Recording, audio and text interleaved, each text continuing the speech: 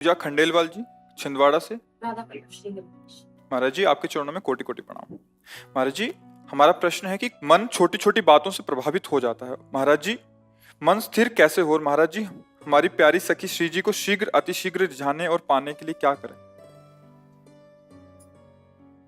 जब मन विषयों का चिंतन करता है, इंद्रियों के साथ विषयों का अधर्म पूर्वक सेवन करता है, बहुत कमजोर हो जाता है। छोटे छोटे क्षणे रुष्टा क्षणे तुष्टा, रुष्टा तुष्टा क्षणे क्षणे, थोड़ी सी बात में राजी हो जाता है, थोड़ी सी बात में नाराज हो जाता है। उसकी स्थिति बिगड़ गई है विषय सेवन से। अब भगवान नाम बल से ही हम उसको ऐसी स्थिति में ला सकते हैं कि भारी से भारी विपत्ति में भी हमारा मन शांत रहे, बड़े से बड़े सुख सामग्री में भी वो हर्षित और अभिमान युक्त न हो। ये भजन बल से हुए है। हमारा आध्यात्मिक बल क्षीण हो गया है, हमारी ऊर्जा शक्ति नष्ट हो गई है। विषयों का चिंतन करने से, विषयों का सेवन करने से हम भूल गए, अपने प्रभु को भूल गए, और ये भूल ही हमें कमजोर करती चली जा रही है। खुद देख लो, जब मन बहुत कमजोर हो जाता है तो फिर वो शरीर नष्ट करने की प्रेरणा देने लगता है। कोई ऐसी गंदी आदत फंसा देगा, आप जानते हैं कि गलत है फिर भी आप करेंगे, फिर आपको लगेगा इससे अच्छा है शरीर ही नष्ट कर दे। पहुंचा दिया, आपको दुर्गति के रास्ते पे पहुंचा दिया। अभी बुद्धि काम कर रही कि आप अपने मन की जांच कर रहे हैं।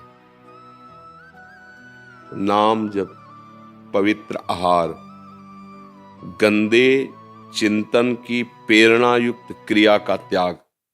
जब मन हमारा पहले चिंतन करता है, कुछ भी वस्तु सेवन के पहले या भोग के पहले उसका चिंतन होता है, बस वहीं उसको पकड़ो, उसके चिंतन में बाधा पहुंचा दो। अगर उसका चिंतन बाधित नहीं होता तो तुम्हारे जीवन में बाधा पहुंचा देगा वो। जैसे मन काम का चिंतन कर रहा है, राधा राधा राधा, वो कहेगा चुप रहो, शांत रहो, नाम जप ना करो, उसके चिंतन में डूबो। तुमने राधा राधा राधा, ये धर्म विरुद्ध आचरण, नहीं नहीं, राधा राधा राधा, वो आपको जलाएगा। आप उसको सह जाइए, वो पक्का होता चला जाएगा। जितना सहोगे उतने मजबूत हृदय होता चला जाएगा, फिर वो तुम्हें सपोर्ट करने लगेगा। अभी क्या है कि हम उसको सपोर्ट कर रहे हैं और वो हमें जहां चाहता है, जैसे चाहता है वैसे गिरा देता है। नाम जप करोगे, शास्त्र के अनुसार, गुरु आज्ञा के अनुसार चलोगे, तो ये जब तुम्हें सपोर्ट करने लगेगा तब तुम्हें आनंद का अनुभव होगा। अभी तुम इसके दास्ता लिए हो, मन के दास हैं। अभी बिना हरि के चरणों की दास्ता लिए मन पर शासन नहीं किया जा सकता। खूब अच्छे से देख लो, चाहे जो कसम खाओ, चाहे जो नियम लो, जब वो चाहेगा तब तोड़वा देगा। उसमें इतनी सामर्थ्य है, वो तुम्हारी कसमें, तुम्हारे नियम सब बहा देगा। बचोगे नाम जप से। यदि हमें नाम जप करना है तो हमें आहार ठीक करना है।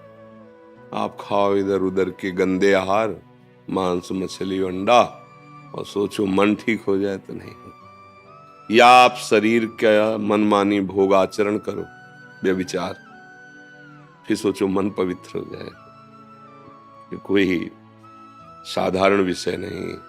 बड़े बड़े महापुरुष जन इसी को तो शासन में लाने के लिए चल रहे। पवित्र भोजन, भगवद अर्पित भोजन, पवित्र और भगवद अर्पित भोजन।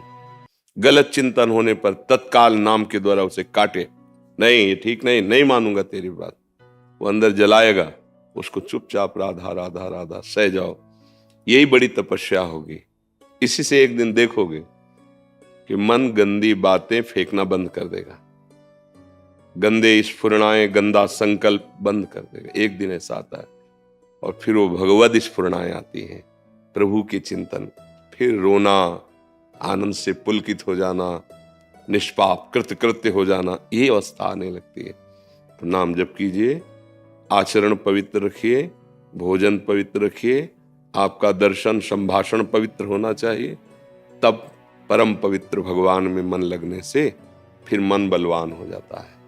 बलवान मन सच्चिदानंद प्रभु का नाम पकड़ता है, रूप पकड़ता है। अभी निर्बल हो गया है तो विषय भोगों को पकड़ रहा है, गंदी बातों को पकड़ रहा है। पर बात बनेगी इसी मन के प्रभु चिंतन से। अगर ये साथ न दे तो फिर भजन कैसे होगा? तो इसको फुसलाना भी है और डांटना भी है। अगर धर्मयुक्त विषय है तो उसे भगवद अर्पित करके भोग लो। मान लो गृहस्थ हो तो कुछ नियम मर्यादाएं हैं, उसके अनुसार व्यवहार करो। अगर पवित्र विषयों को भोगोगे तो उसको फुसलाना हो गया। और अपवित्र अधर्म मार्ग में शासन को, नहीं मर चाहे जाऊं ऐसा नहीं करूंगा, तो ये डांटना हुआ। फुसलाना और डांटना दोनों से हम मन को अपने शासन में ले सकते हैं। नाम जप कीजिए और जैसा सुना वैसा आचरण में उतारिए।